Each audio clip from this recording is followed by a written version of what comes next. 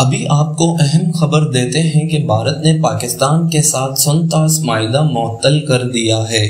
بھارتی وزیر خارجہ کی جانب سے یہ اسٹیٹمنٹ سامنے آئی ہے کہ تمام پاکستانیوں کے بھارتی ویزا بھی کینسل کر دیے گئے ہیں۔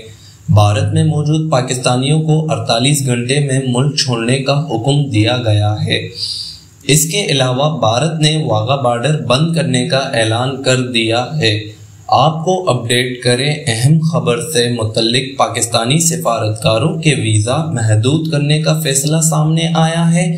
پاکستان کے دفاعی اتاشی کو بھی ملک چھوڑنے کا حکم دے دیا گیا ہے تو بھارت نے پاکستان کے ساتھ سنتاس معاہدہ معطل کر دیا ہے۔ بھارتی وزارت خارجہ کی جانب سے یہ بیان سامنے آیا ہے کہ تمام پاکستانیوں کے بھارتی ویزا بھی کینسل کر دیے گئے ہیں۔ بھارت میں موجود پاکستانیوں کو 48 گھنٹے میں ملک چھوڑنے کا اعلان کر دیا گیا ہے۔ بھارت نے واغہ بارڈر بند کرنے کا بھی اعلان کر دیا ہے۔ پاکستانی سفارتکاروں کے ویزا محدود کرنے کا فیصلہ ہوا ہے اور اس کے علاوہ پاکستان کی دفاعیت عاشی کو بھی ملک چھوڑنے کا حکم دیا گیا ہے۔